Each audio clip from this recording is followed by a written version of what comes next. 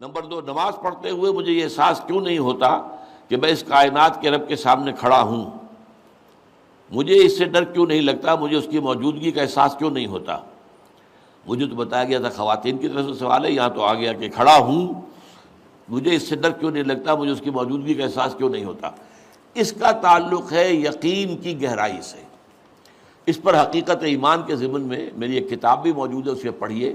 اور میں نے پچھلے دنوں 40 نبوی جو ہے اس کی جو حدیث کا درس میں دے رہا ہوں جمعے کے خطبات کے اندر، اس میں بھی اسلام اور ایمان پر بڑی مفصل بحثیں میں نے کی ہیں، اس کے بھی آڈیو ویڈیو موجود ہیں۔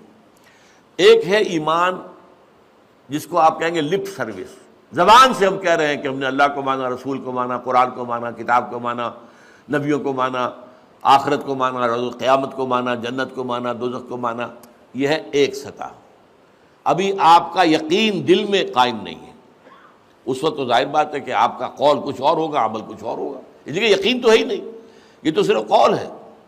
ذالک قولہم بافواہہم، اپنے منہ سے بات آپ نکال رہے ہیں صرف، لیکن یہ دل میں نہیں ہے۔ اچھا، اب دل میں اتر جانا بھی اس کے درجے ہیں۔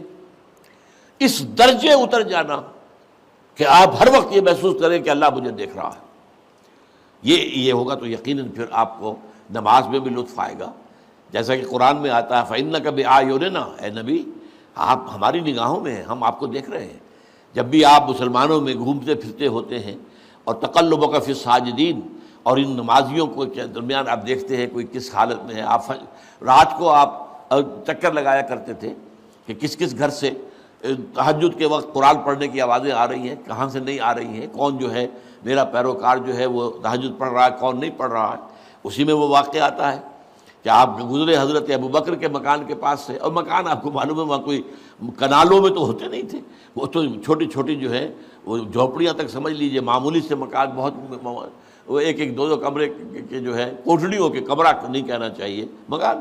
تو ظاہر بات ہے اس کے اندر اگر کوئی شخص قرآن پڑھ رہا ہے تو باہر سے گزرنے والا سنے گا۔ تو حضرت ابوبکر کا آپ نے دیکھا کہ بہت آہستگی سے پڑھ رہے ہیں، حضرت عمر کو دیکھا کہ بڑے زور شور سے پڑھ رہے ہیں۔ تو اگلے دن صبح فجر کے بعد پوچھا کہ ابوبکر تم یہ اتنا آہستہ کیوں پڑھ رہے تھے؟ انہوں نے کہا میں اس کو سنا رہا تھا جو سنتا ہے۔ اللہ کو سنانے کے لیے بلند آواز سے پڑھنا تو ضروری نہیں ہے، اللہ تو میں کتنے ہی ہلکے سے ہلکی بات میں کہوں، بلکہ صرف کلام نفسی بھی ہو، دل ہی میں بات کروں، وہ بھی اللہ کے علم میں آ جائے گا۔ حضرت عمر سے پوچھا تم کیوں زور سے پڑھ رہے تھے؟ کہ میں شیطان کو بھگانا چاہتا تھا کہ شیطان بھاگ جائے۔ تو آپ نے کہا دونوں ٹھیک ہو، لیکن یہ اے ابوبکر تم ذرا اپنی آواز اونچی کرو، اور اے عمر تم ذرا اپنی آواز پست کرو، یعنی ایک معتدل پر تمہیں آ جانا چاہیے۔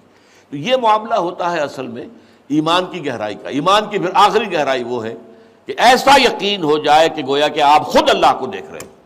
یہ جو احسان کی تعریف بیان کی حضور نے حدیث جبرائیل کے اندر، ان تعبد اللہ کانک تراہ فإن لم تکن تراہ فإنہ یراک، اس حالت میں اللہ کی بندگی کرنا، اللہ کے لیے بھاگ دوڑ کرنا، ان تعمل للہ کانک تراہ، ان تخشى اللہ کانک تراہ، اللہ کا خوف تم پر اتنا ہو جائے گویا کہ تم اللہ کو دیکھ رہے ہو۔